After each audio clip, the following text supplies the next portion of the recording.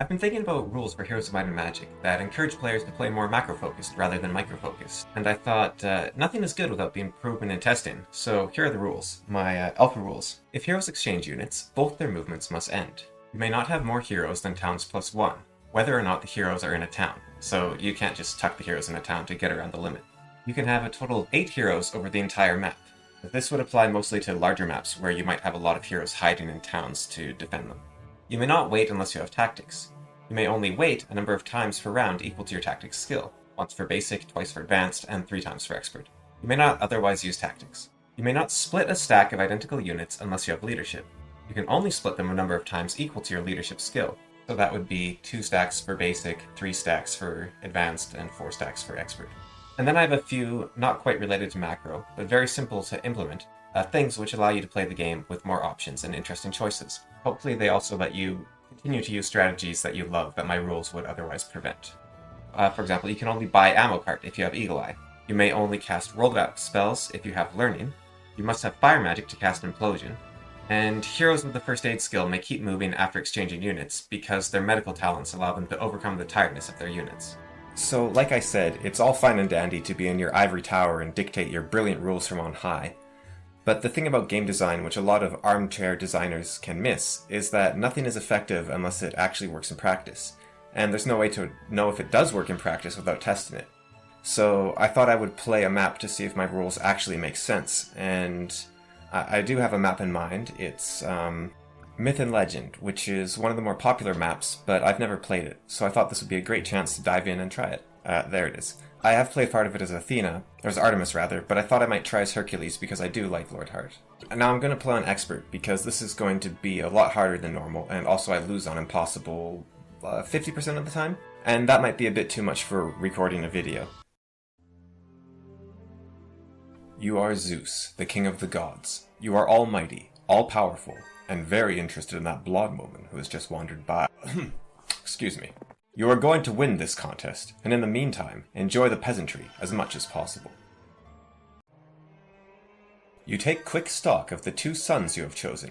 Hercules and Perseus are definitely the best 2 of your offspring. At least Hera hasn't been able to kill them off yet.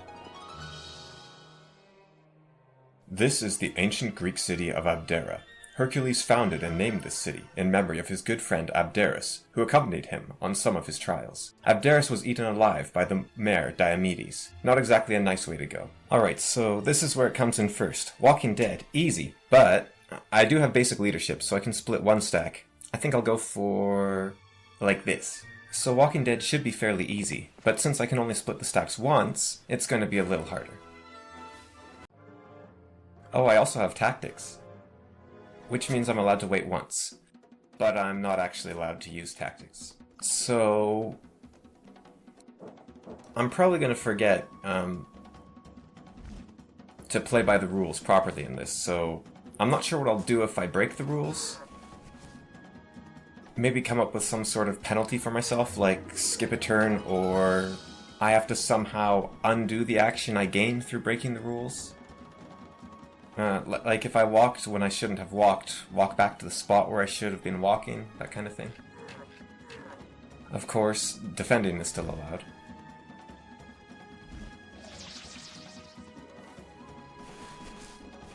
Okay, so that was my wait for the round, and that was reflexive, but I'll keep it. Oh, they're slightly too fast for me. Do I need to sacrifice a gargoyle? Maybe I do.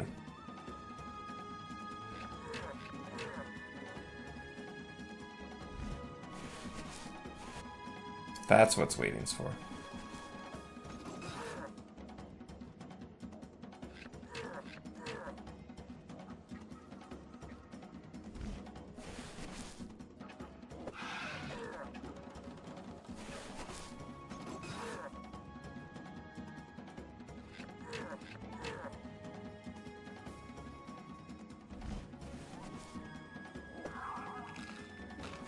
Whoops. Okay, that was my wait for the round. Nice, we have this round marker here.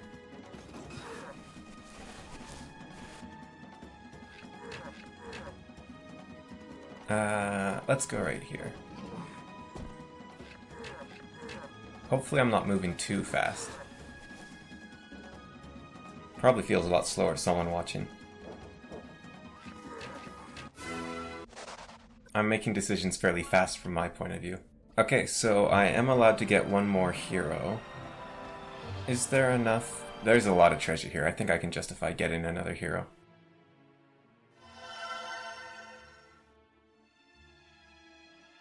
I'll upgrade the gargoyle for some extra speed. And remember, if I were to trade with Lord Hart right now, then I would have to stop moving for the round, so I'll just walk past him and... I probably should have gone for the Orc Pit instead. Never mind, as Nora would say. Okay, so I wanted to, while I was playing, go over some, once I get my bearings a bit, some of the design philosophies behind my ideas. Not just throw them up at the beginning, but actually go into why it is I made the decisions I made. Because there is a philosophy behind it, and there is a game design behind it, and I think it can be interesting to go into game design and show that my decisions aren't arbitrary and that they all have a point, and show where they can fail and whatever else arises from that.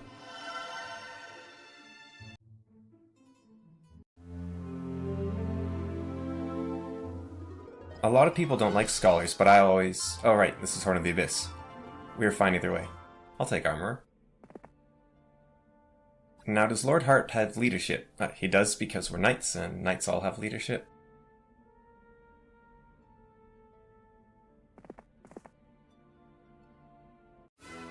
I can probably do better than that if I don't mess up.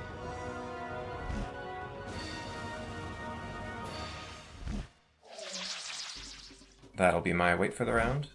Oh wait, he doesn't have tactics. So here, it's already come up. What do I do now? Right, so this is annoying because I can't wait for them to get closer and kill the unit that breaks the rules? Waste its turn? Maybe it's not allowed to do anything if it waits. Maybe even running away is bad? I'm not sure. So that's one of the game design principles I want to get to, which is, this is not a mod. I'm not proposing a mod, I'm talking about self-enforceable rules. I could treat a wait as a defend. I guess that's probably the best way to do it. So I'm talking about rules which I myself am enforcing. If I want other people to follow this rule set, and if I want for myself to test if this rule set is actually worth following, then I have to keep in mind people not just how brilliant it might be, because there's plenty of brilliant ideas out there that will blow people's minds and could make Heroes of Might and Magic, for example, 1,000 times better with your homebrew rules. It's hard to improve on this game. But let's say you could do that. But if the rules are so complicated you can never follow it, and you can't enforce it if you're playing multiplayer or whatever. I'm not playing multiplayer, so that's less of an issue. But if you have... This really applies to tabletop RPGs and board game design. The players need to be able to actually follow your rules. It doesn't matter how interesting they are, like... round timers, I find in board games, are one where players are always asking, wait, what round is this? Or who's supposed to have the initiative token? You know, that sort of thing. And I think that's a sign of bad game design. The players shouldn't have to do the work for you. It should be easy for the players to follow your rules, and if the rules are hard for the player to follow, or they take a lot of brainpower to enforce, then you should get rid of them. And that's why I have the rules divided into two parts. The main part, which I want to do, which reduces macro, and the minor part, which...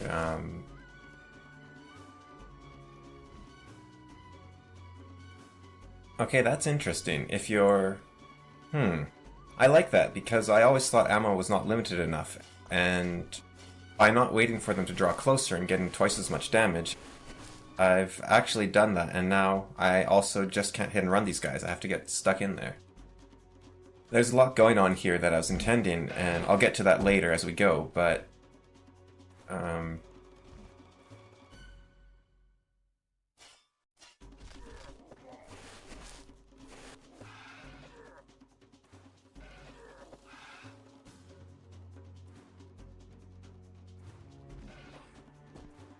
Sorry, I'm gathering my thoughts.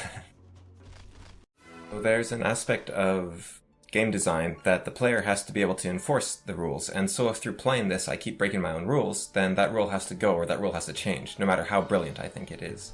And so you saw there that first of all, the battle was, I was able to abuse the AI still, but I didn't have a lot of units I was fiddling with, got rid of a lot of the micro of the gameplay, and it was mostly just down to the incredibly slow speed of The Walking Dead. And I ran out of ammunition, which... I missed that. So now they're going to be out of movement, so I'll do this. Yeah, if I can't enforce the rule, it has to go, or I have to change it to be something I can keep at the front of my mind.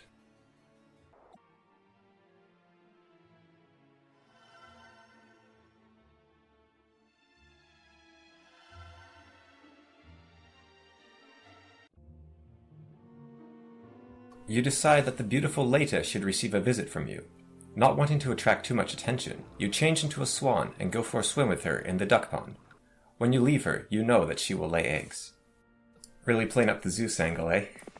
Okay, so I can't open this prison, or I guess I don't know the rules. So that's where testing comes in. I have this brilliant rule that can never go wrong and makes perfect sense. The moment I throw it against the real world, suddenly there's a situation with an exception, and the question is, what do you do with the exception? Personally, I'm partial to allowing you to grab prisons, but, rules as written, I couldn't do that. Yeah, so another thing with testing that I look to when I'm testing is, I say, okay, should people be allowed to open the prison? What I like to do is stick to the rules I set out at the start of at least the session, possibly the entire playthrough. Normally I'm testing tabletop RPGs.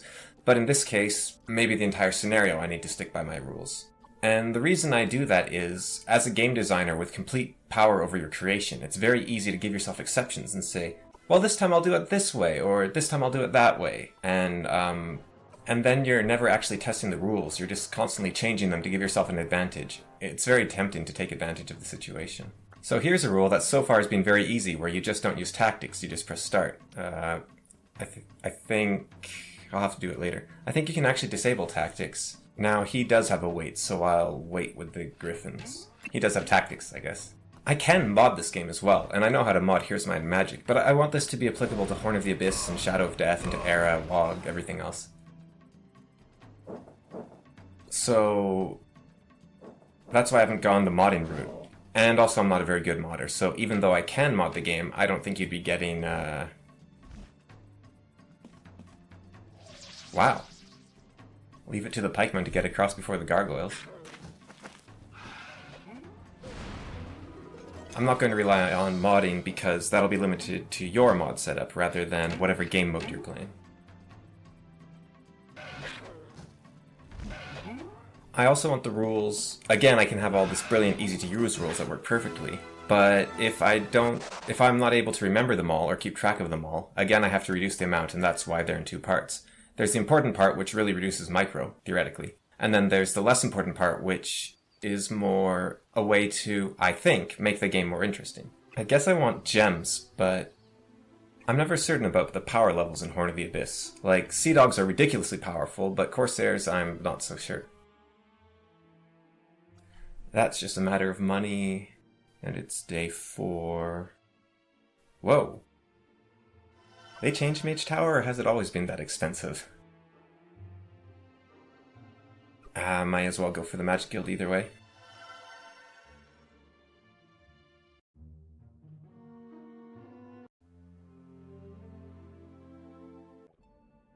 Did they give Hercules anything to make him Herculean? It doesn't look like it. Just the name? Not even a backstory? Offense, I guess that could be. I don't think Lord Hart had offense. Well, that doesn't look... that looks really bad, but we'll see what happens. Okay, now, you don't have tactics, so I'm not allowed to wait. How many shots do these guys have? They have 4. That's a lot of damage.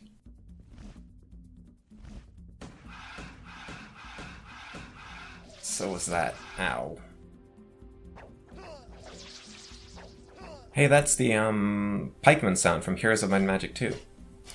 Pretty sure, or it's something from Heroes of Might and Magic 2, if not the pikeman.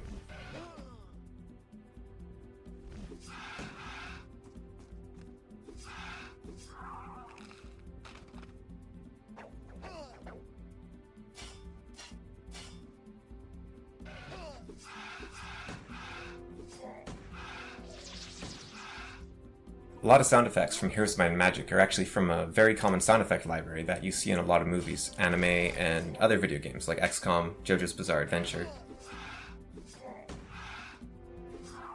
I think I'm doing worse than the AI did, so that's a good start.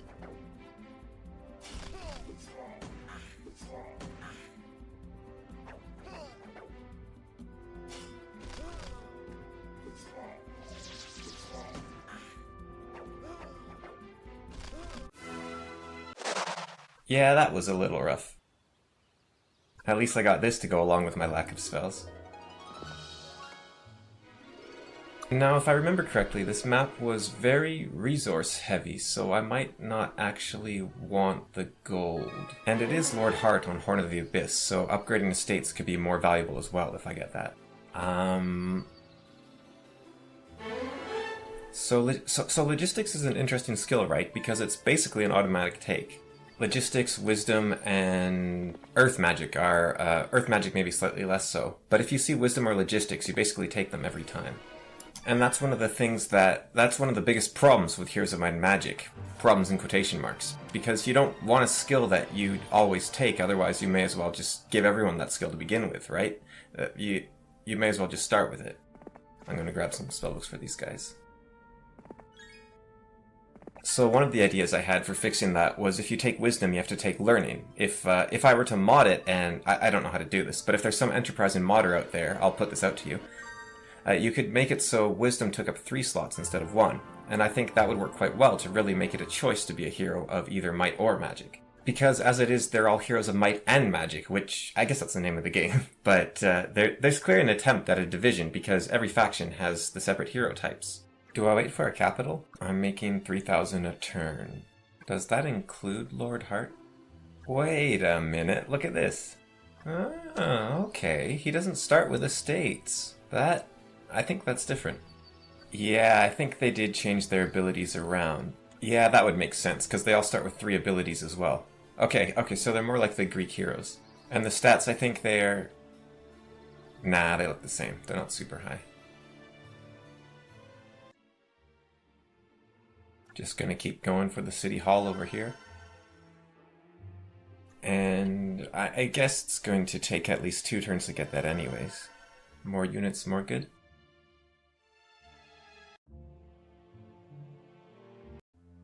Yeah, my other idea was to make it so that if you take wisdom, you have to take learning, but I thought it would be a bit of a headache to self-enforce.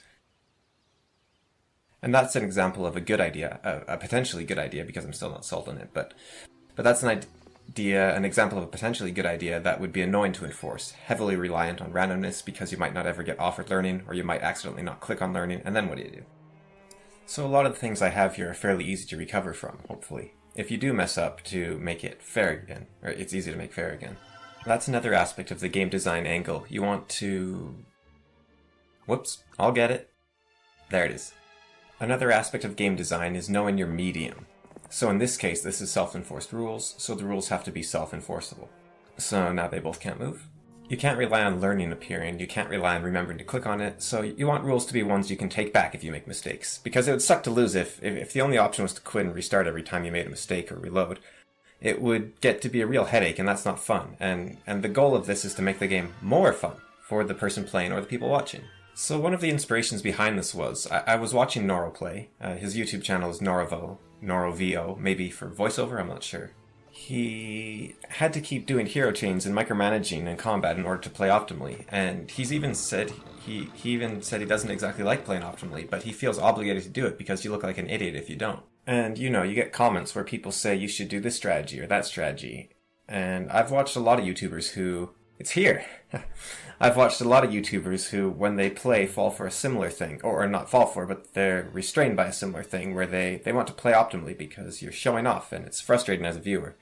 I've been a viewer many times, so I know when people make really obvious mistakes, like, oh look, there was this ore hidden behind that cliff there the whole time, or something like that. It happens a lot in Heroes of Magic. The map developers, I'm sure, actually like to hide things. Or let's say I could have reached this bow this whole time if this was actually a path and I hadn't been doing it. That would be very frustrating for people to watch. It's not the person's fault. Like, you can ask for a more patient audience, and sure, that'd be good to have a more patient audience, but there's also an aspect there of that's just what's going to happen, that's just what people are going to be. Oh, there's a well. See, I might have missed it the whole game, and I'll probably forget about it. Even when I'm talking about the game design stuff, I forget some things, because I'm trying to do 4 things at once, and why isn't he attacking this archer? He's just sitting here talking. Stuff like that, right? Maybe he should have upgraded the gargoyles, but ooh! Never mind, that worked out fine. So this brings up something, actually. I can't do it here, actually. Let's say her. So I said, let's say she has leadership. So am I allowed to do this? The answer is no. So that would also apply to where these two are separate units, so this doesn't count as wasting my leadership. It still allows you to do this. So it can actually be beneficial under my rule set to have 2 different upgrade tiers of units. So I might change that. This is another plain thing, so that you can't... If you have 2 units of a different upgrade, well, then you're micromanaging again. So I might make it count as splitting the stack. The biggest problem with that I can see right now is this is where testing comes in again. Is the biggest issue I can see there is the red dragon and black dragon have separate utilities, and the green dragon and gold dragon to a lesser extent. So you might actually want both in your army to get a different composition, and I don't want to restrict macro strategies of the game just to get the tiny micro ones that are wasting people's time. So my rule set is to try to encourage players to make decisions. So you want to make a rule set where people can play the game and they're being optimal. This is a thing you always want. You want people, as a game designer, you want the optimal play to be the funnest play. And you also want the optimal play to be the one where you don't want people to be holding themselves back, right? Like, you can have the rule set hold them back, which is what my rule set does, hopefully. But you want the player to be able to feel safe in pushing back against your rule set. It's actually very similar to how you want to raise kids. I don't have kids myself, so take everything I say with a grain of salt. Like I said, it's very easy to armchair. But I was a kid, and I have been raised in good and bad ways. One of the ways that I think I was raised poorly was, but not necessarily due to my parents' fault, except for the fact that they divorced. What you have there is you have people, a lot of kids who divorce are very scattered, and they enter chaos essentially, so they create their own order as a way to have some order because their parents can't provide them order. A lot of the time that involves making rules for yourself, and you or the parents will also be very strict to you because, for example, they see you only doing half as many chores as a normal parent, so they'll think you're lazy no matter how many chores you do. Yeah, I just put my griffin in a predicament. They'll give you instructions that are counter to your other parent's instructions. And then they'll get mad at you for not following the instructions from the parent that isn't there because they can't communicate and decide what's what. There's also this issue of you don't want to be the slacker parent who does nothing, because then your kid goes to the other parent and says, "Oh, my dad let me do this," or "My mom let me do this," and then suddenly you get a call and you're not a good parent anymore, and you get your kid taken away from you because there's always a risk there. The kid often restricts themselves instead of pushing against the boundaries of their parents, and in a healthy way, the parents should set boundaries, but if the parents feel safe in setting boundaries, that can actually help the kid push against them. Because if the parents don't feel safe in setting boundaries, then the kid will set boundaries as well, and the kid's idea of boundaries are ridiculous. It's the same with games. If you want to explore the game, then you want the person to feel like you want to give enough order that the player seeks chaos, rather than providing so much chaos the player needs to implement order. If you look at a game like Cortex Command, there's a whole lot going on there, but it's very hard to actually play anything. So if you want to play a game of it, you have to enforce your own rules onto the game, at which point you can then play a game. I think it was Jordan Peterson who had a talk about how you can actually make a terrible game by saying, okay, here's the rules, you go first. You actually need some order in order to have a game. Games aren't about freedom exactly, they're about allowing you to be chaotic within a structured system. So if you look at Breath of the Wild, which I'd love to do a video on the game design of that at some point, and where I think it needs some homebrew rules and some fixing. The hang glider is amazing, it's very fun, but it suffers from the fact that it bypasses a lot of the game. Like in the tutorials sort of zone, there's a spot where you can cut down a tree to get across the gap. The moment you get the hang glider, you never have to do that again. Matthew Matosis had a video about it, where he said players don't want to glide across the gap, they just think they do. What they really want is to cut down a tree and have to balance on it and walk a giant chasm and maybe fall in and see what happens there, and that's the adventure. If you look at the early designs of Breath of the Wild, they had issues where players would just go from point of interest to point of interest, like the tower specifically, and not explore the world and play with its systems, interact, engage with the world. And what they had to do was actually break up the line of sight in the game to restrict the players so that they spread out more and did their own thing. If there's a single, obviously optimal path, people will take it. Was it Sid Meier who said players will optimize the fun out of the game? You don't want an optimal path, and that's why at the second part of my rules, which give a reason... There's terrible skills in this game, right? There's Eagle Eye, learning, fire magic to an extent, first aid. You want players to actually have interesting choices. If you level up and the choice is wisdom or eagle eye, you're going to take wisdom every time. That isn't interesting because then everyone's playing the same game. And if everyone is playing the same game, then they're not actually playing a game. They are maybe solving a puzzle, but if the only way to look at it, I guess if you could argue puzzles only do have one way to look at them and not, but there tends to be standardized ways to solve a lot of puzzles. Or you could say that if everyone's playing the same game, then they are simply watching a movie that they have to put in the inputs for. Maybe similar to reading, if you consider reading to be a conscious act where you have to put in work to read, then you could play a game to be that if there's only one optimal path. And if you're playing a game, you want to be in an interactive medium where you are exploring. It's a very creative act, it's similar to playing music or dancing, and you want that aspect. Okay, I'm gonna read this. Hera comes storming up to your castle and begins to let you have it, right in front of everyone. She's livid and ready to kill. Fearing that she'll do something nasty to your kids, you bribe her with a few crystals to keep her temper in check. She thinks the bribe over and accepts it.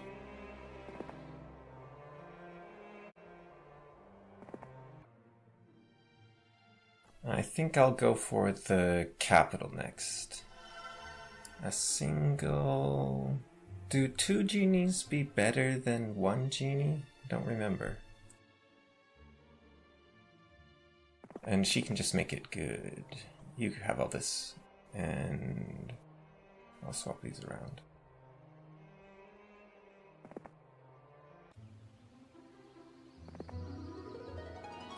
Looks like there's something here. Oh, there's more over here. Not easy, they're crusaders. Well, thankfully I can't use this, so that will go even easier. They have 35 health, and you have 2 power. So that'll kill 1.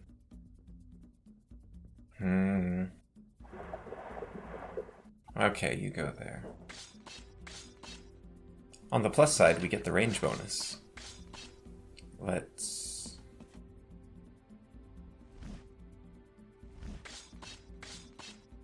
You guys are on your own. Did I have a chance to upgrade this guy and I didn't? I don't want to think about it. Maybe I did.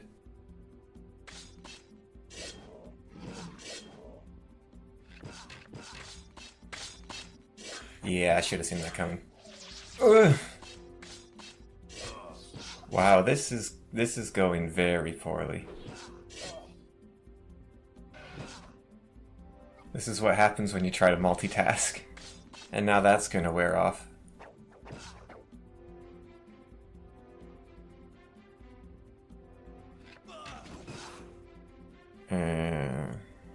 Alright. Why are they so strong? Ah, no.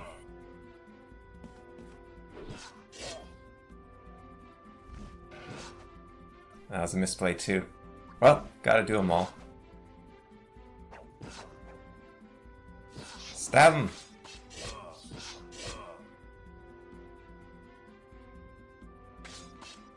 Hold him there.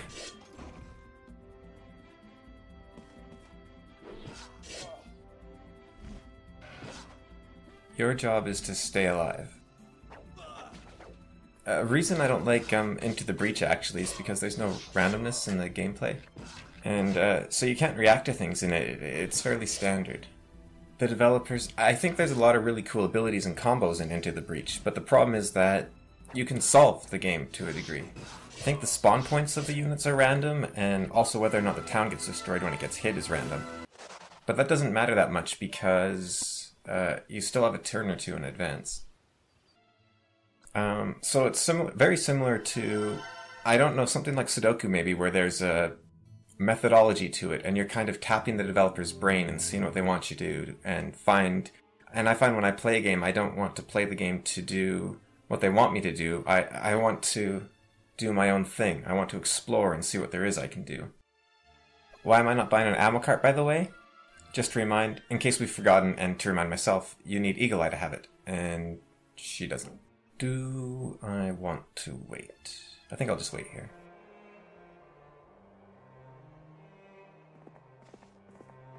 So yeah, one of the reasons I don't like Into the Breach is because of...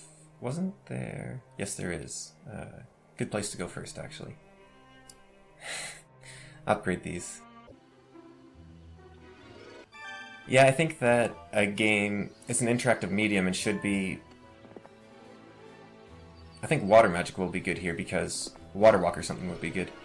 Of course, relevant to water walking, I'll need to get learning based on my rules, so there is that, which makes learning far more valuable on certain maps. I think I'll just wait. Feels wrong, but if I do that, I can get a capital in my more defended base, which I guess is this one? Mount Olympus? That feels right. Anything for you? Guess I'll get that. You can continue to stay there. Right, I was going to check if... Disable tactics. How do you... Did Horn of the Abyss get rid of the ability to disable tactics? Why would they do that? Strange. Ooh, blind. Very good. Blind is one of the few spells that I think makes fire magic worth it. And even then it works without fire magic just fine. Maybe fire magic would be better if blind didn't work without fire magic. Getting lucky with these reckless plays here.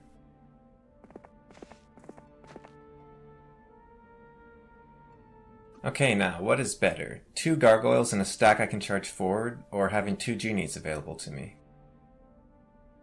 Going to go with 2 genies. And we're going to not do anything. Okay. And you... Maybe I'll send you through these guys in a moment and bring some stuff to port. Perseus? Perseus over here.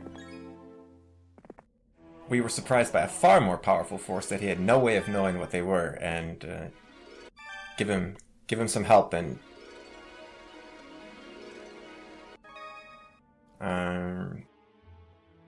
yeah, you gotta go home. I want gems. A lot of people don't seem to like resource silos, and I guess it depends on the size of the map, but yeah, I'd rather not fight archers. That did not open a way. I need to grab estates, so... what level are you? Level 3. That can wait. I'm going back.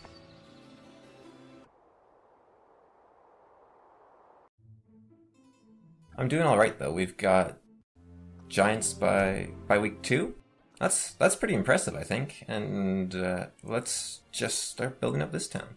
Castle or Mage Tower? Genies. Genies always die, so I think I'll get some more genies. And as for you, maybe another silo if I have the gold, which I can get if I went to the Negabank instead of coming all the way back. Oh!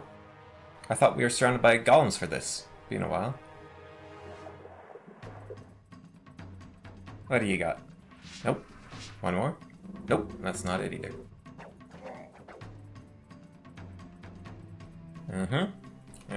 Right, come get me.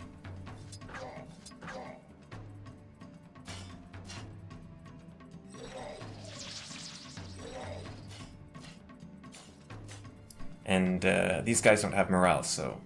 Nope. Actually, wait, does Frenzy... Was that Frenzy or Counterattack? Counter-Strike. I'm not actually sure if Counter-Strike does anything to... Sorry, I'm not sure if Frenzy works with range attacks. I don't see why it wouldn't, I guess.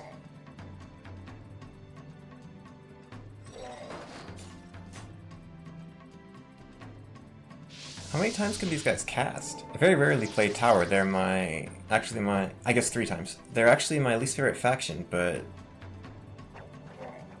that is pretty cool. I think my favorite might be Cove.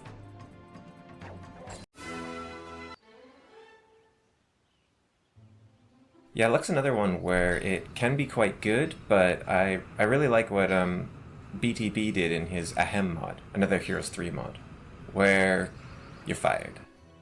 But yeah, I really like what he did in his Ahem mod, where he made Morale and Luck far more powerful and have much larger range. I think they go up to 5 times, so you can have +5 Luck, -5 Luck, and Horde of the Abyss does buff Morale and Luck in a way, by going into the negative, but I don't think they made it stronger in the positive, because it's something... I can't remember the odds, but it's like 2.5% per morale or something like that. So you're getting a double turn maybe 10% of the time or 15% of the time at 3 morale. It's not... Leadership isn't quite worth it because of that, and most of the time, unless you have a really disparate army, like this one, and with luck, I can't remember, it might be 5% of the time you do double damage with extra luck or something like that. It's not a great ability.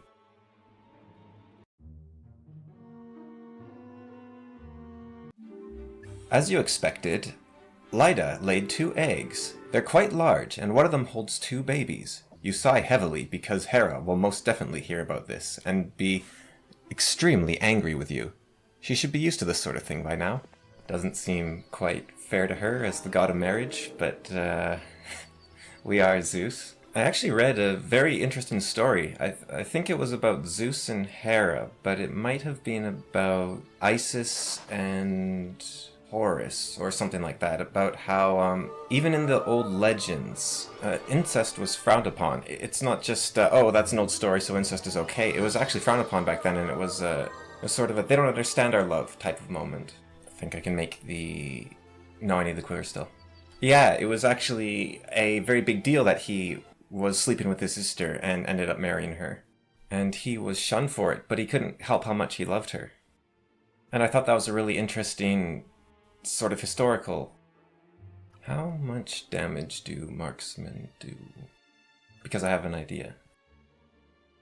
Let's say there's 20 marksmen, they're doing 3 damage, they're doing 6 damage per turn, so that's 60 damage per turn. It would take them 3 turns to kill a giant if they got perfect luck and I didn't have any defense, which I don't.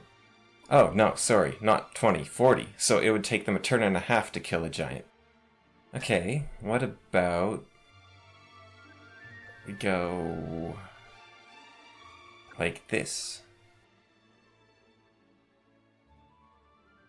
And... you know what? Actually, I think this would be more effective. There is a... nope.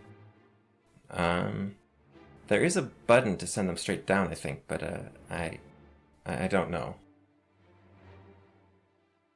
That'll give them something to shoot for the first round. Yeah, okay. Yeah, this isn't optimal plays by any means, I'm just playing around. Approaching the marksman, one in particular stands out. He shoots an arrow with such force that it lights on fire. What an amazing skill! You remember that he is Acestes, a Sicilian bowman whose skill is parallel to none. Well, I guess he's going in. Okay, there is only 20, so... they shouldn't be able to kill me this turn. Oh, right, of course, if the giants had no defense. I forgot about that key part. Oh, okay, 17 defense. Yeah, that was... my concerns were completely unfounded here. Oh, there you go.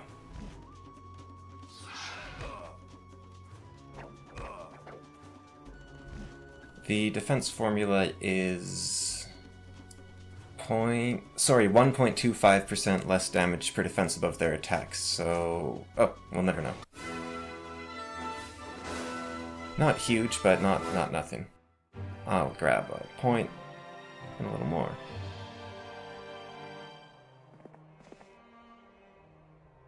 Anything... well, a resource silo, but those are 5,000 each.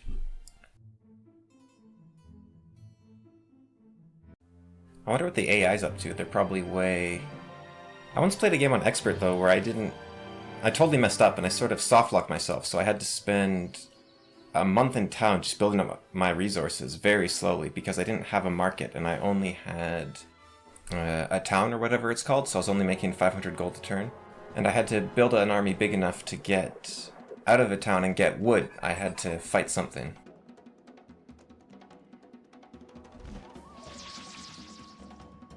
I cannot wait, so I'll do that.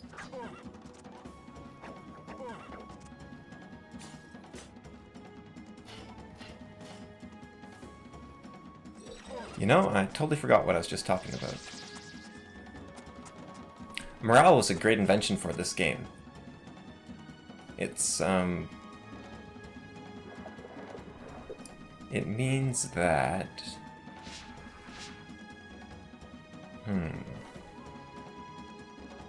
It means that you can't simply plan out every action perfectly in the game.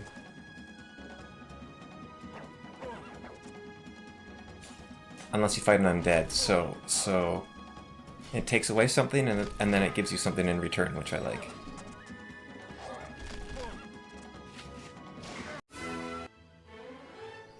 Nope, I'm holding out for estates. That'd be a real bummer if I didn't get it. Oh, Death Ripple, that'll come in handy. Little foreshadowing there with Lord Hart. Guess we go this way. Or we go here. Yeah, okay. There. Kinda want an army, but on the other hand... Alright, you're retired. Keep going for you, I guess. Although, I don't know if I can afford the gems. And get you some troops back. You're retired too. You did a great service. And I'm actually just going to waste a turn here, and I really want to send you out in a boat, but it would be a waste not to get Titans, but it's going to be forever before I get Titans. Maybe I just go and take whatever that is. Alright, away we go. Another thing I really like about HommIII, BTB's mod, is the boating thing where you can, if you have navigation, you can keep moving after you enter the boat. But I think there might be downsides to that. I'd actually love to do a video on the HommIII mod at some point, because it has so many on-paper great things. The document, his design document, is like a work of art of good design ideas for Heroes of Might and Magic. But there is a reason I don't play HommIII mod. And it has to do with the fact that you can perfect a game, or not perfect a game, but you can make everything squeaky clean and amazing on paper, and you're at risk of removing the soul.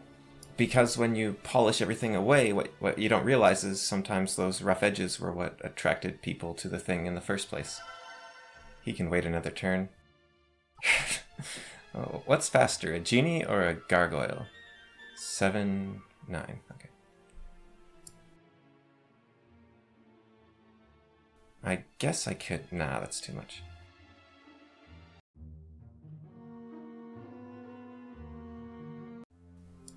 I'm just gonna head on down. I should say what I'm doing, probably. Well, I was gonna head on down to Volvos, but it looks like there's a giant... peninsula? Isthmus? I think Isthmus is for water or something. Oh, I'll just go over here. These are actually modeled after the Greek islands, but I have no idea what Greece looks like besides being kind of stringy, so can't do much with that information. I'll wait. We can be patient here.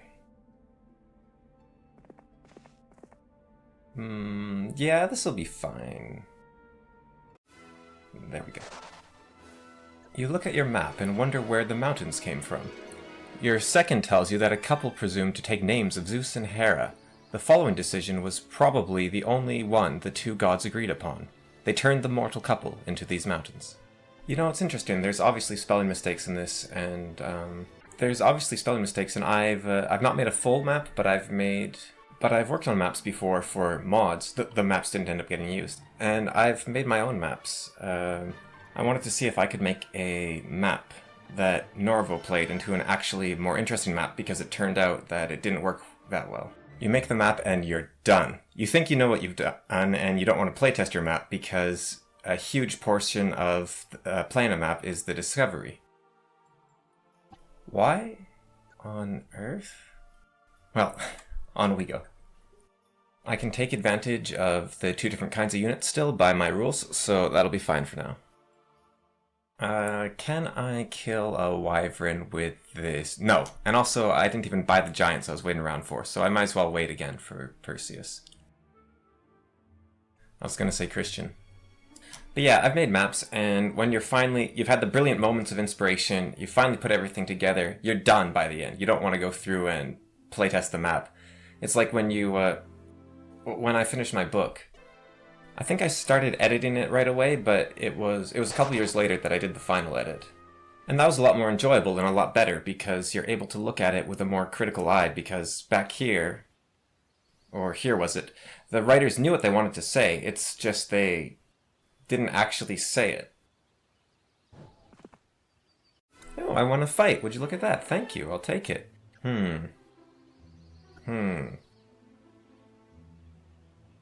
Getting a little close on the estates thing here. Ooh, don't mind if I do.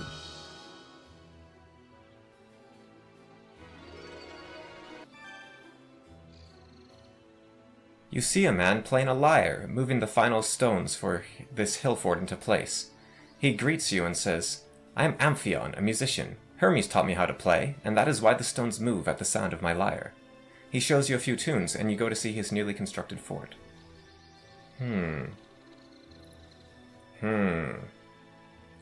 These'll be easiest to replace.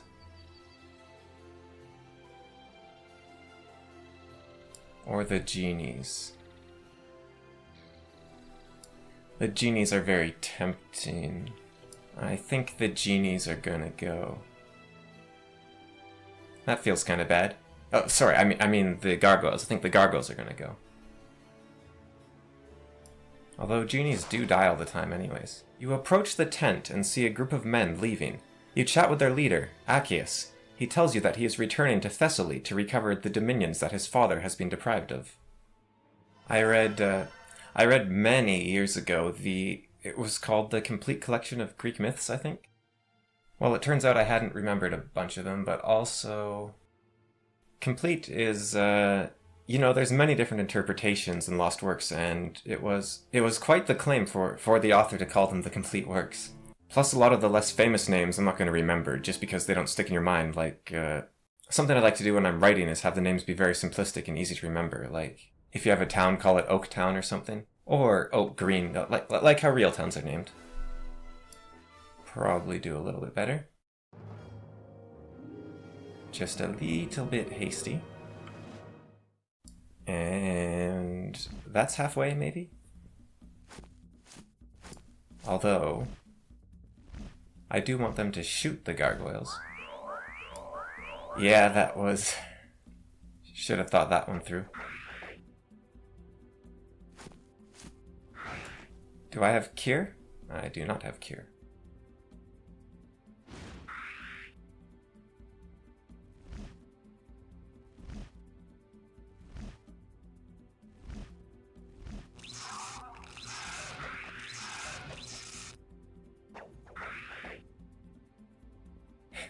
It's very easy to get in the mindset of playing rather than just talking. Especially when the fight is so straightforward at this point.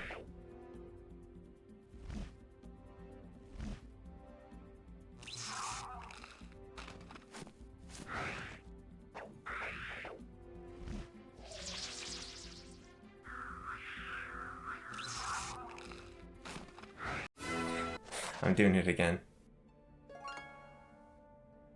Would you like... Wait, what? Oh, I thought it told me what it needed. Right there.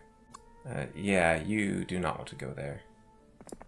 Ooh, just what I need. And why not? Sure, the faction that's most opposed, perhaps, but that works, and now we've got gems. And no one seems to mind.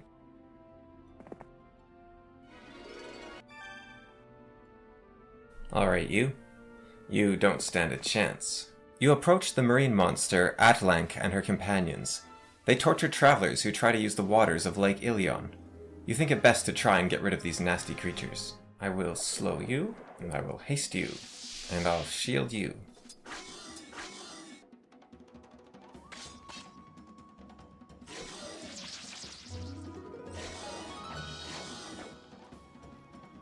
Okay, shoot this guy. Look at him. He's close to you.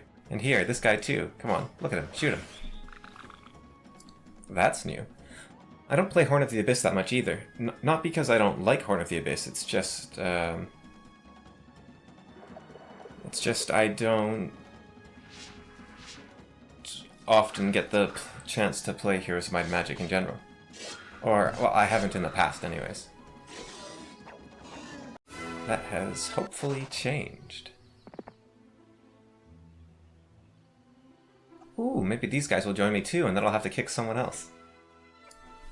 Probably can't actually beat that. Okay, see, tactics is good now. Well, okay, tactics, yeah, okay. Let's go over the tactics change. Why'd I do that? Because tactics is a fantastic ability, right? I'm not going to take it. I want to state that. But tactics is a fantastic ability. Why on earth would I get rid of it? The reason I did that was, first of all, to get rid of waiting, because waiting is such a good tactically optimal strategy that it completely slows the game down, because you're being a complete fool if you wait. If you don't wait. So I thought the best way to get around that was to get rid of waiting altogether.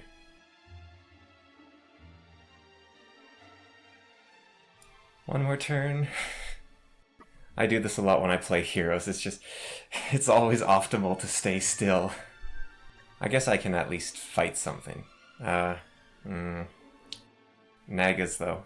Yeah, so why would I get rid of waiting? And it's because it's such an optimal move that you want to do it every time, and it makes battles take twice as long. If you look at Heroes 2 and Heroes 1 compared to the rest of the series, their battles are way faster. Now there's downsides to not being able to wait, such as your very fast units like Phoenixes and Champions and Wolves. They often don't get to take advantage of their speed because they're, well, Champions not so much, but they're like glass cannons, and so baby. That's mine now. Yeah, so you often...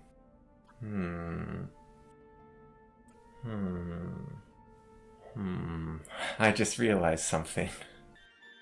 So yeah, you don't often get to see them take advantage of their glass cannon nature. Sorry, of their speed, because they are such glass cannons. This is a very messy... It's taken all my brain power just to get my units out of here. Okay, this will probably not go terribly... Do you have tactics? You do. Hang on a second, you can't split your genies. Naughty. Oh wait, no, it's leadership, not tactics. Never mind, you're all good, you're cool. So that's interesting, because that's a very legitimate strategy, is having 6 genies in a pile, basically, or 6 genies spread out, which this eliminates. Which is an unfortunate downside. I still think it's worth it, and it means you want leadership even more if you're tower, perhaps, so there is that. But it is something to keep in mind that there is always a trade-off somewhere. So yeah, I got rid of waiting to make it faster, but waiting also has its use for the Phoenixes and whatnot. So I thought, okay, well, I'll give that back to the person. What skill would be best to give it back to? My first thought, I was thinking it was learning, if you have learning. You'd be allowed to wait, because that's one of the worst skills in the game. I think first aid is probably the worst skill in the game, but learning is not... what? Do I? Oh, I have the bow. Wow, the bow is getting totally wasted on you. I should give it over to Lord Hart. Maybe I'll send him after Lord Hart, because Clara's doing a fine job already in the direction I would have gone. Yeah, so my original plan was learning, but that goes into my rule of you want it to be easy to remember, right? Learning giving... If I have 1, 2, 3, 4, 5, 6, 7, 8, 9, 10 rules, you're not going to remember 10 rules unless they make a sort of intuitive sense. Tying tactics to learning... Sorry, tying waiting to learning, you could say you learn that you should wait, sort of, maybe, finagle it, but it's not super intuitive, so it's not the easiest thing to remember. So I thought, well, it would make the most sense to do it on tactics, or maybe leadership, but tactics is already quite powerful, and leadership I already gave something to. I also think I considered giving both to leadership, which probably would be balanced, but again, you're putting 2 things into leadership, so you have to devote twice as much memory to it, in a way. And then I had the idea, well, tactics is, when you're watching someone else play Heroes of Might and Magic, tactics is the worst skill in the game, because it makes everything they do take forever.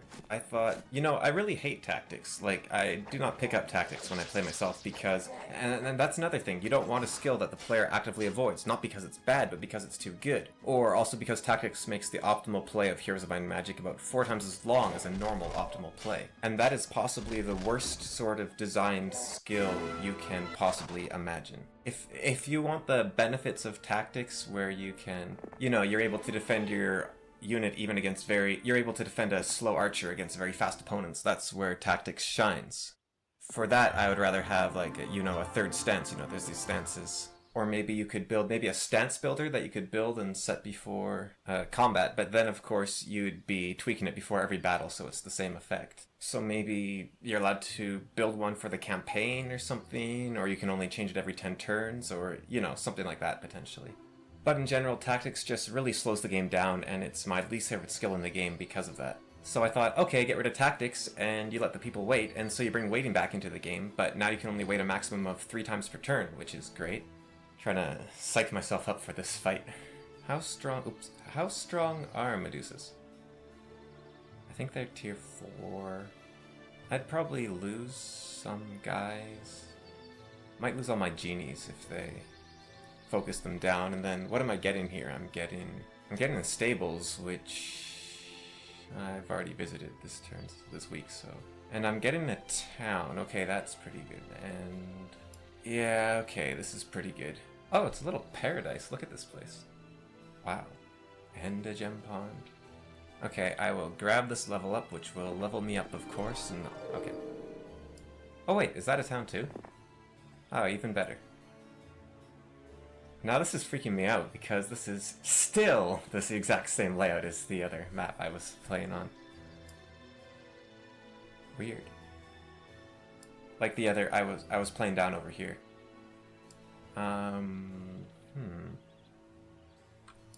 Cartographer is another thing like tactics. I could get it, and I could buy it, potentially. I think HommIII I've bumped it up to 10,000 gold or something. But if I did that, it would give me a huge advantage, because I could see the whole overworld and maybe some of the underworld, but then my game takes forever, because then I have to watch the AI play, and so that's another thing that shouldn't be in the game, or should be changed. So yeah, it was a win-win, and that's the best. I think that's the best kind of thing you can do in game design, is you can take something that takes a lot of brain power. You can take 2 things you don't like and potentially take a lot of brain power, and you can condense them into one thing that's better than both of the old things and takes less brain power, hopefully. It remains to be seen as we play, and of course this is all down to personal preference as well. Some people might love luxuriating in the slow movement of tactics. Tactics, again, I think the issue I have with it is almost all of the time, it's fairly rote what you can do with it. Like, it's a very flexible skill, but you are almost always going to do the same thing with it. You're going to build some sort of defense around your archers, or you're going to move further across the screen to give your units basically a speed boost. Maybe you'll surprise your opponent with the layout of your units, like if they're attacking you and they set up their units in such a way that they're arranged to counter your army's arrangement, and then you can counter-arrange. That's another use for it. That's fairly rare, and most of the time you're doing the same thing over and over again, and better that was automated or removed altogether. There's also a cost-benefit thing, which I'll go into a moment, if I remember. These things are nasty, because that debuff they're doing stacks. Yeah, look at this, his defense is all the way down to 3. The Curites, your mother's attendants, pay you a visit. They have protected you since infancy. You shouldn't do such things with other women. It's not nice to your wife, Hera. We do not approve. However, we don't want those poor children to suffer. Here, a few coins to tide you over.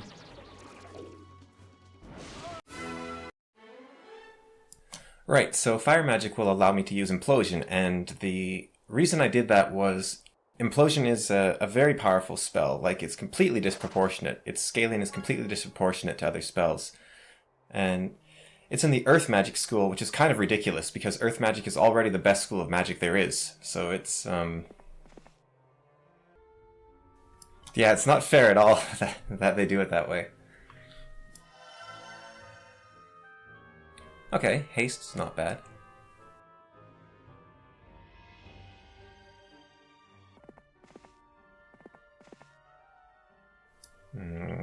This just zips around. So I thought, okay, I'll take the... No, I don't want you. So I thought, okay, I'll take this ridiculously good spell, and I will, I'll put it in the school that needs the most help. And it sort of applies that implosion... Of course, it would be more like an air magic skill, really, but just by name. But it's the artwork for it in Shadow of Death, not in this one. It's very... Well, it's very earth magic-y. It's kind of weird. It's almost like it was meant to be an air spell, and then they decided to change the art, but not the name. Okay, so if I do this, I can do water walking, potentially. Not very well, though. But I am still holding out for estates, so... Ooh, hello. Okay, so... No, that doesn't make sense. Well, I guess up and over. I'll grab the thingy that makes your spells good. Mana Vortex on the way back. Oh, and I can open this now because I have 3 towns. Excellent. Maybe not. I always forget how expensive that is.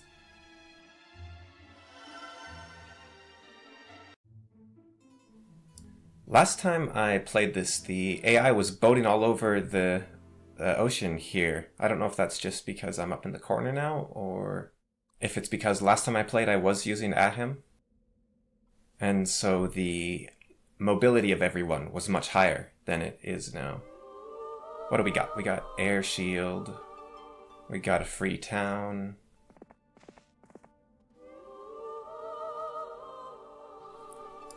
Who are you?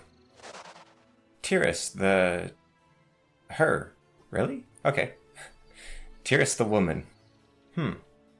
That seems like a missed opportunity to have some sort of, It seems like a missed opportunity that they could have put someone special in there, like, I don't know, or Greater Ajax or something like that, instead of a normal hero of might and magic.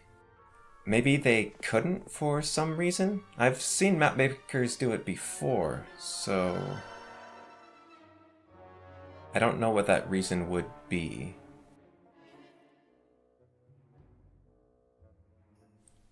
No, I won't go to the cartographer. But this is still a thing where it's a self-limitation, but it's also... This is the kind of thing I'm trying to fix with my tweaks, and this isn't one I don't think I can fix.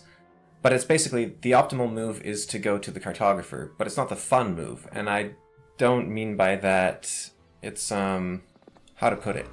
It's not that it's more fun to challenge yourself, it's that I would like to see the whole map, but I don't want to see all the AIs bouncing around. Plus, the discovery of the game is a big portion of that, and if you can see the whole map, then you're devoting your time to route planning after that point. And that is a bit of a bummer. Wow, I think this is the most expensive town. This is ridiculous. Sorry about the rapid clicking. I've complained about that before watching videos. It's funny. I don't think I do it when I'm playing normally, but maybe I do. Just gives you enough of the word to think about it and make a little snap decision. Alright, gimme! Did I say anything about intelligence? Wait a minute. Oh wait, no, sorry. Intelligence is good. They nerfed it in Horn of the Abyss. I was thinking of learning, but no, intelligence is good. If I'm going to make you the implosion lady, then I will give you intelligence, yes. Alright, I think I was skipping over mysticism, but they actually made it quite good. In Horn of the Abyss as well. I have to remember that, it's not, I'm not playing Shadow of Death. Go ahead and grab me some ore. Oh, and I just remembered as well. I didn't have to kill those people and pick up the golems. Because the units stack now in their places. So I can just leave them there and they'll pile up. Horn of the Abyss does a lot of things right. A lot of people have complained about this, the Mana Vortex. They think it should be something more like give you +5 spell power, or +50 spell points, or fully restore your spell points instantly. Something a lot more balanced in that way. Because this is the best unique building in the game, easily. There's no question. If you could have a choice between it and most of the Grails, it still might be a better choice. But the thing you have to keep in mind is that it's balanced to the game and to the faction. Everyone has access to this town because you can conquer one, and the faction itself, just because it has the best building, doesn't mean it has all the best units or it has them in the best numbers or whatever. Like, Dungeon isn't often considered the best faction in the game by any means. That's something you have to keep in. You don't just balance a unit to itself. There's, Medusa.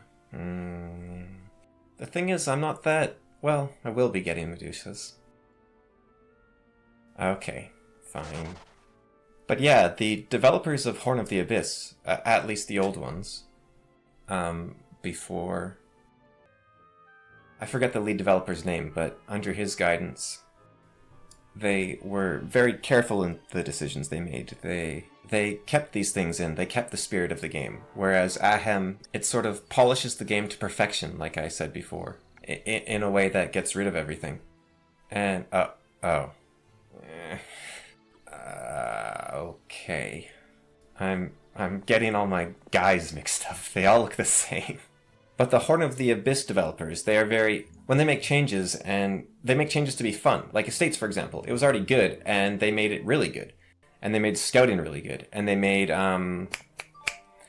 Mysticism really good. And they're not trying to keep everything carefully balanced. They're trying to keep the spirit of the game to an extent, which is that things should be exciting. You should feel like you're... A problem I often see, let's go over to... yes, so one of the big things Ahem does, all the items, it turns into these very balanced, very tidy, like +3 defense, +2 attack, +1 power, +1 knowledge, that sort of thing. Whereas in the base game, you have items like increases the growth of your 3rd level units. You can shoot without penalty and through obstacles. You regain mana faster. Things like that, where they change the game. In the first game, there was an item called the Ballista. I think it was in Heroes 2 as well, possibly. Heroes of Might and Magic 2. I'm not sure about that, but it was in the first game at least. Called the Ballista, and it was like these, a magic item. I've never seen that message before. Your backpack cannot hold an item as large as a ballista. And what it didn't actually give you a ballista. What it did was it let your catapult shoot twice. Things that break the rules of the game as you understand them. They're very interesting, whereas stat increases, you sort of see them, but they're not really that interesting. They're there. It's like, sure, 10 is better than 7, but what does that mean? Do these numbers really mean anything? Especially given that in Heroes 3, that's a 1.25%, so you're talking 3.75% less damage? That's nothing. And this is a mistake that Songs of Conquest does, where all their abilities are just these little stat upgrades. I think Heroes Hour does it quite a bit better, where it's not just stat upgrades, they actually give you skills, but they feel like they're limited to skills only, so again, you're not breaking the rules, you're just changing which rules you play with. Heroes 7 makes skills amazing. That's its biggest strength by far. It makes skills very interesting. I've only played a little bit of Heroes 7, but I was very impressed by what they did with their skills. But it takes a lot to be magic, not just getting one thing right. And the developers didn't quite know what they were doing in general.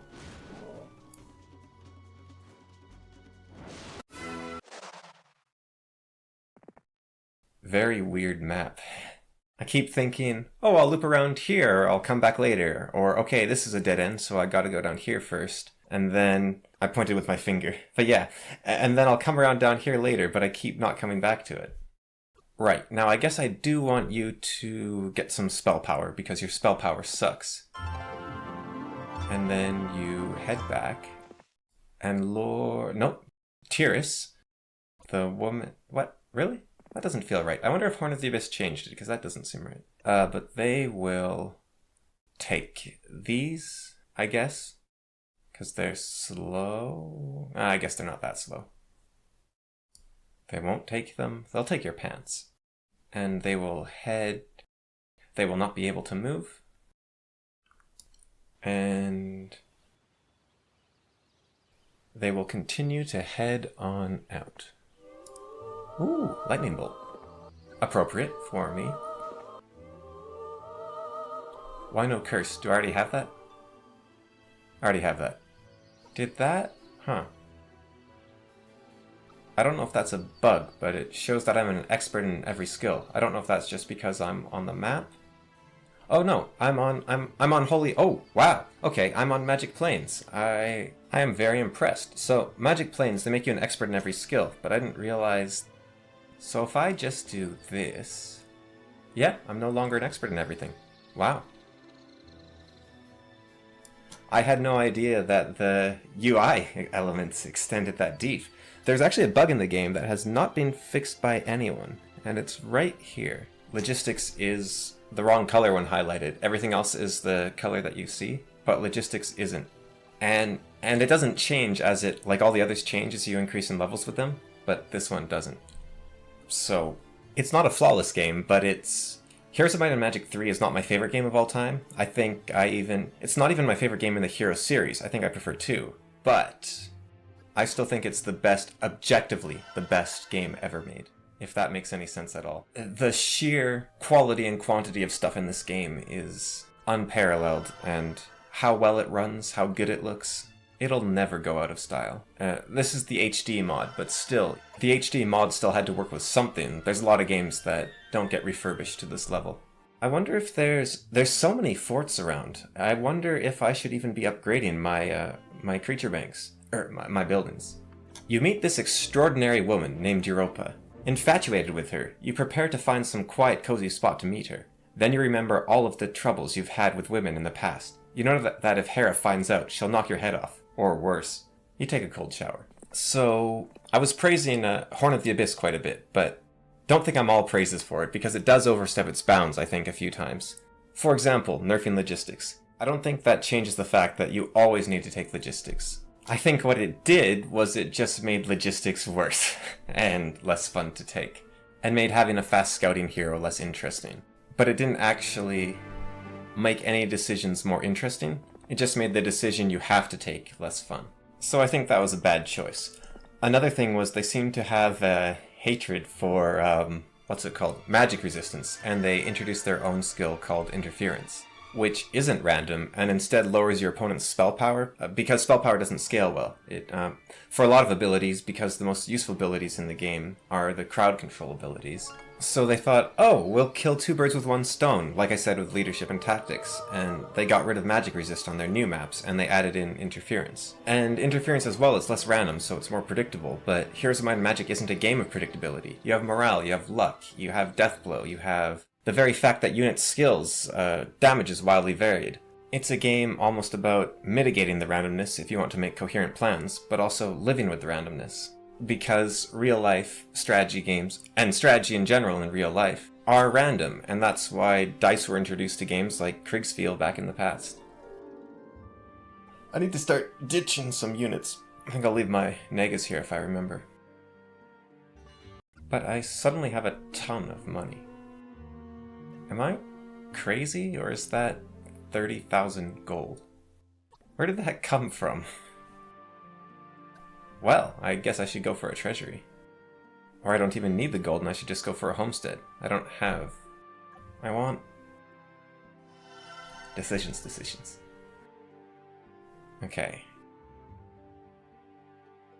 So now that I have a new town...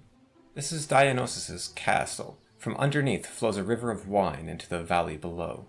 The sounds of merriment and laughter can be easily heard. The guards appear to be extremely hammered and are singing off-key at the top of their lungs. Wine flows freely over the side of the walls. 3 people are sitting in the garden, 2 kings and a woman. She is negotiating a peace treaty between the 2 hotheads. You decide to eavesdrop and maybe learn a little something. You discover it is Amphictyonis, the goddess of friendship between nations, is negotiating the treaty. Rounding the mill, you notice a beautiful young maiden. She giggles and waves you on. Enchanted, you follow her through the river, losing coins and jewels but not caring. Falling down, you realize this is no ordinary river, but one of wine. With glee, you and your men drink deeply. So see here, I just lost a ton of resources, and the Horn of the Abyss team, maybe they wouldn't like that. I I don't know the full reason behind why they got rid of magic resistance. Maybe they just thought it was overpowered. Or made magic too weak or something like that. A lot of people didn't have problems with it, and a lot of people didn't like the change, so obviously there's some disconnect there. This is a random game. If you play on a random map, it's less random, ironically. You see here, you can just gain and lose stuff completely out of your control. You have to adapt to it. And that's why people are interested in it. That's why they play. There are people who play Heroes of Might and Magic to have a puzzle. They'll play puzzle maps. They'll make a specific map that has a specific way to play it. The AI is predictable, in combat at least. It's much less predictable on the map because the AI controlling the color has a personality, and then each hero has a personality based on which faction they're part of. In general, I think people are playing for the magic of adventure and exploration. When you streamline things, you remove some of that adventure, and if you don't have things that are better and worse, then you can't find things that are amazing, like you find the Sandals of the Saint, or the Titan's Cuirass, or something like that. And suddenly the game changes, and that's interesting. Or your opponent has the Titan's Thunderbolts, and you have to deal with that, and you have to build an army around that, and maybe find the Necklace of Negation or something like that in order to stand a chance against them. That's interesting. That's adaptation. That's why games like Risk are fun. A lot of people think Risk is a fairly random game, but it's not. It's about choosing your time to strike and taking calculated risks. I win Risk, I don't know, let's say 50%, a bit less than 50% of the time, let's say 40% of the time. But I typically play with 3 or more people, so I don't win Risk most of the time, but I win Risk more than most people, which goes to show there's an underlying strategy there. The thing I do is I take risks, like the game name suggests. I have never fought a leprechaun, so I am going to. What do they do? Doubles friendly unit luck chance. So this is great, and they also cast Fortune. This is an attempt to actually make luck useful. They wanted to say, look, okay, if you have 3 luck and you have leprechauns, then wow, they're going to be super powerful. So this is where the Horn of the Abyss team shines. They put in little changes, but they don't get rid of the core game. They say, could we add something? Just a little mechanic, which doesn't get in anything's way, that makes all the difference. And this is one way to do it. Now, I don't know how reliable leprechauns are. I have no idea how you get them. There's probably a leprechaun grotto somewhere or something like that as a reference to Heroes 2. How strong are they? They are...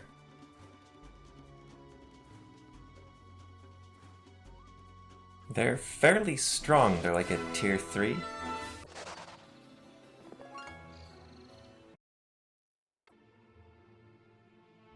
So, the thing I need more than anything is gems. And I have so much gold. I wonder if there's some sort of gem giving me the object. Loins of Legion. That's a major issue with the HommIII mod. He renames everything and there's no reason to. Like, people love the names of the stuff in the game already, and he renames like the skills, he renames the powers, he renames the buildings and the towns, he renames the artifacts. He changed Loins of Legion to Ass of Legion. You don't want to be pulled out of the world, right? You want to... I have so many gems, and no, I have so many sources of gems, and I make 4 per turn, and I'm still falling behind. You want to stay in the world that you signed up for. All those little changes add up, and they kind of take away from the experience you were having.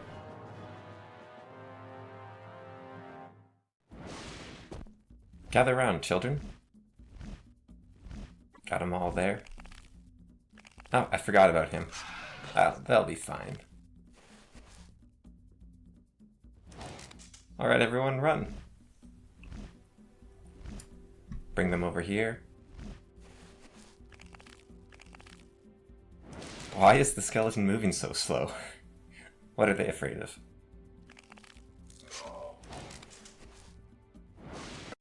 Man, Titans are so good. Okay, so if I grab this, I can exchange units after moving, which, if I want people to keep supplying this hero with stuff, is very useful.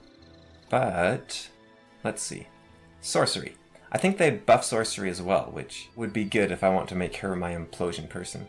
So yeah, I'm not partial to hero chains, but I think that if people were watching now and they were saying, let's say theoretically, like obviously you're not, but if they were saying, oh wow, you need a hero chain, what are you doing? You're wasting so much time. Which, I am wasting time, even without a hero chain, but the time... Look at this, I've almost already done 2 months. It'll be 2 months in just a second here.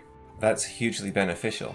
I'm sorry, that's more interesting, to be able to move through a map faster and see more and do more, without micromanaging, fiddling around, and doing hero chains and whatnot. But you'd be purposely playing suboptimally, which... You always have that niggling feeling at the back of your mind that, oh, I could have been doing better here, I could be playing better, I'm not playing at my best. But if you're following my rule set, or a different rule set that does this, suddenly you're playing optimally and you're trying to figure out the strategy within that rule set, and it's also harder, so the AI is made better because they're not limited in the same way you are. And not that they're going to do that strategy for the most part, but it makes the game harder, so not only are you it's not fun to handicap yourself without giving yourself a challenge while doing so, I guess is what I'm getting at. Like, if you're in a sword fight, sword fighting bad isn't nearly as interesting as fighting with one hand behind your back, right? Or if you're playing chess with your kid, letting your kid win isn't as fun for you, or probably the kid, as only allowing yourself 1 second to take a turn when you're playing, something like that. Before the spring, you meet Alcmene, the mother of Hercules. Hey, that's my mom. I'm Hercules. She's extremely beautiful and wise. Thinking you may learn something from you, sit and discuss many issues. After a while, she leaves for home, but you've retained much of what she taught you. You see a handsome youth lounging beside a gem-filled pond. On a flute, he is playing a mesmerizing tune. Soon you forget all else, throw down your weapons, and dance. All night you dance, until collapsing into an exhausted sleep. The next morning he is gone, and so are some of your gems. Well, that'll only take 10 turns to pay back. Good thing I bought these resource silos. Man, we're struggling for resources still. Genies are fast. I am going to get a genie.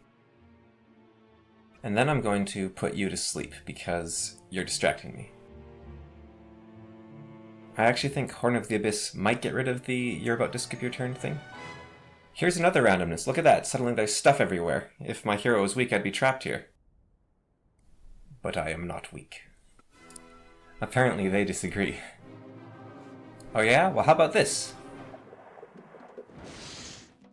Shame I don't have tactics, because waiting right now would be nice.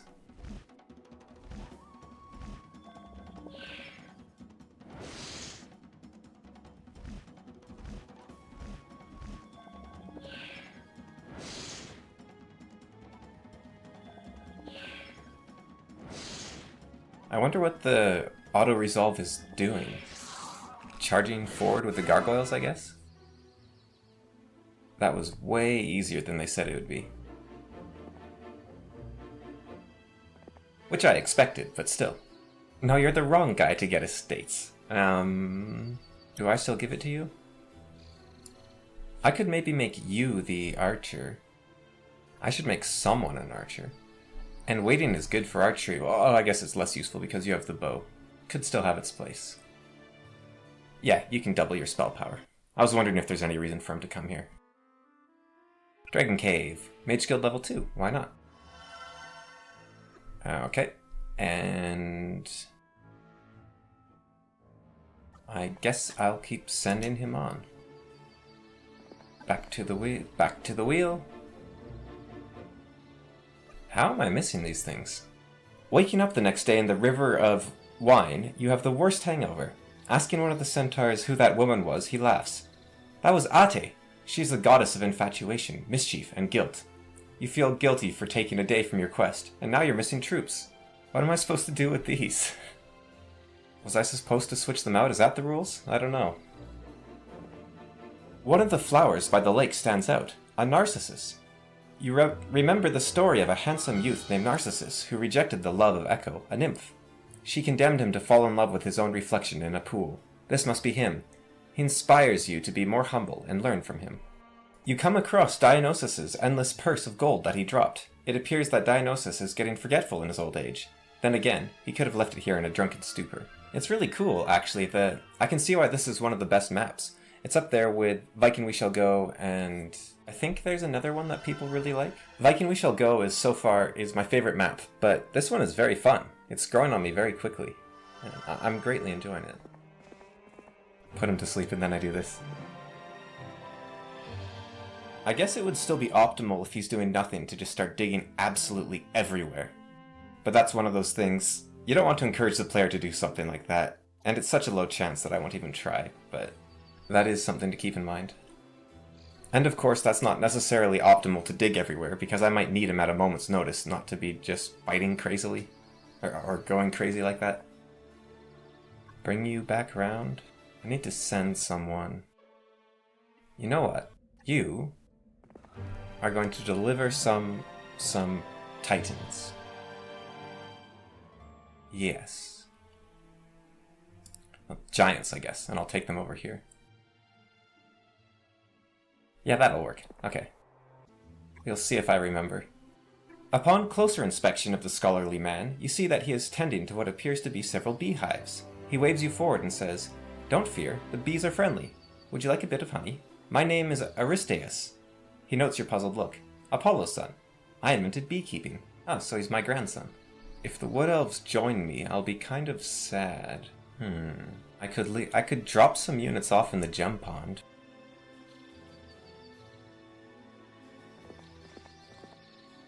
You notice the river Alpheus flows through these stables. Then you realize that these are the Augean stables, and Hercules diverted the river through them to clean them out. You're very glad he did, because they smell bad. And there's a river running through there. Imagine if there wasn't. Clever. Nice. This is something the map developers do, which is very cool. I don't know. I just started noticing it, but they use the gem ponds as ponds and rivers. They do it on a lot of maps, and yeah, it starts at the spring here. It comes down, and you see the watermill on it actually working it. And then it flows down into the sea. They really put a lot of attention to detail on this game, and that's part of what makes it so great and so beautiful. I really like that.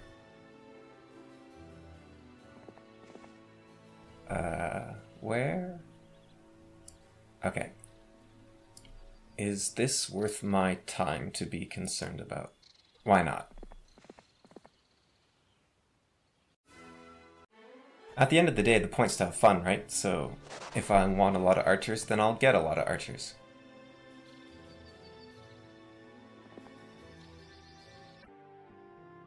And... yes. And I can send... Why does she start with 3 skills? I wonder if that's a Horn of the Abyss thing, or if she's just really weird. Wow, you are both terrible choices. I guess I'll grab you. We're gonna go archer crazy. I will send you back this way. Okay, and now I need wood again.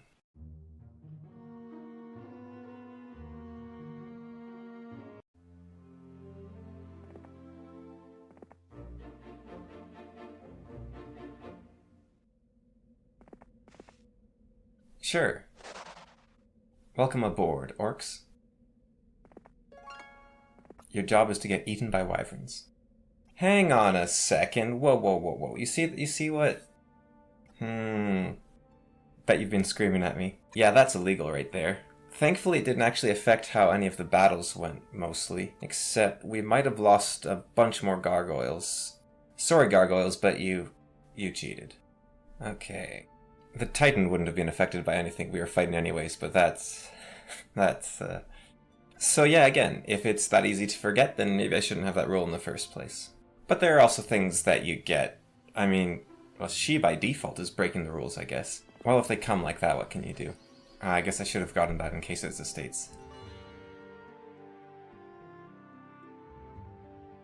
Grab a treasury with most of the rocks and wood I had. Now you will join me! You see a drunken youth and his pals harassing a couple of pretty young maidens. You gallantly step in and tell them to cut it out, and go sleep it off. The leader, called Comus, decides to pick a fight. Unwilling to back down, you are glad the god of revelry and banquets is 6 sheets to the wind. I can do 110. I can get rid of 10 of them.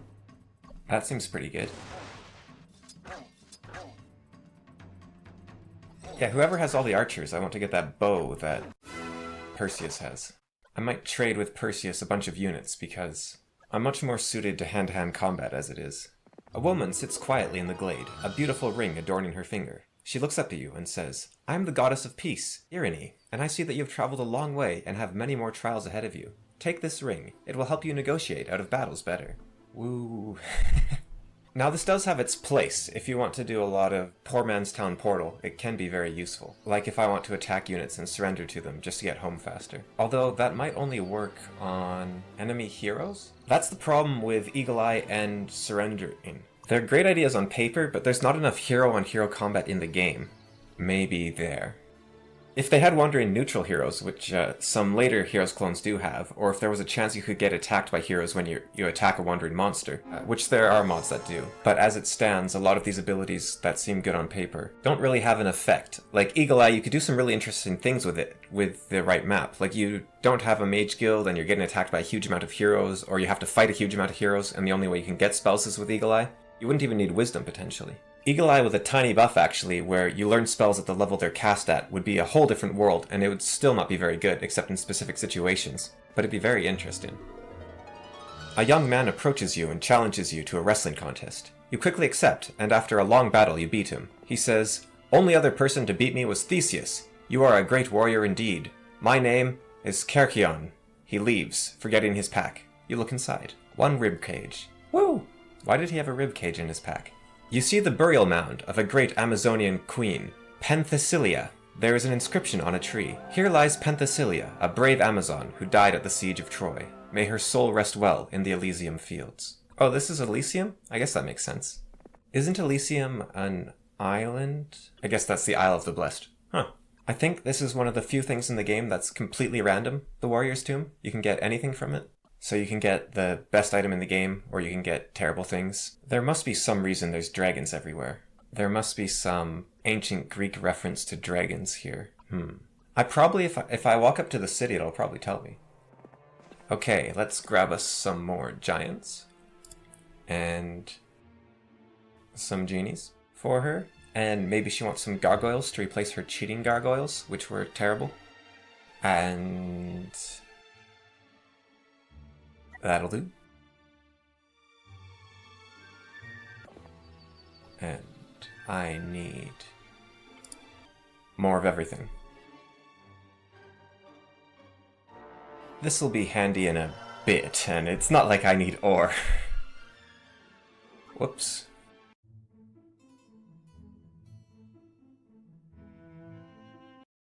Hurrah! It is Anathysteria, the celebration of spring. The long winter is over. Persephone has returned from the underworld to enter into the sunlight with her mother Demeter. Demeter has released her icy grip on the world and let all things grow again. What a wonderful time. Time to party! In celebration of spring, everyone cuts loose. Even Hera lets her hair down. Everyone drinks deeply and eats well. Peasants and craftsmen make merry all day long. You enjoy the parties and contests, just living it up well into the night.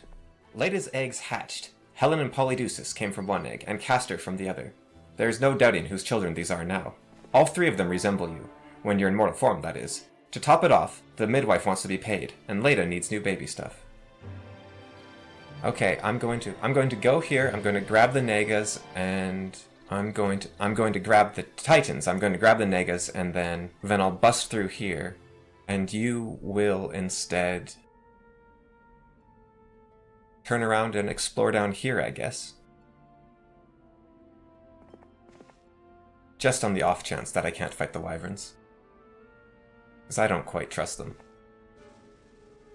No, I don't want to fight. I just wanted to see if it did anything. I need troops. Or to be less of a coward. But coward I am.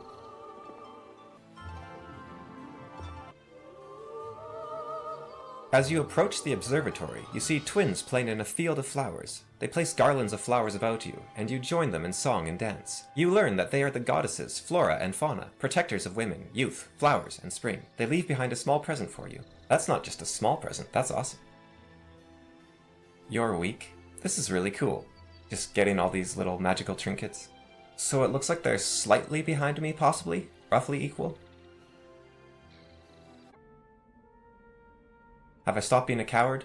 I don't think so. Maybe I run up here and grab the other golems, if I have some of them in here. Now, I'm allowed 5 heroes, and I have 5. Okay, so that, I have to check all these things, and that slows it down. So that's a reason to not let that be a rule, potentially. Or instead make it so you can only have 5 heroes out at a time or something instead of 8 heroes total. You'll do. And I just want some... Nope, no, I shouldn't have. I needed the wood. I just wanted a little bit of speed for like one turn to grab the golems, but there we go. Okay, I am going to end here because my voice is going and I don't want to push it too far. Yeah, okay, so we'll save game and we will call it Lord Cameron's Macro Challenge Alpha Run. Alright, call it there.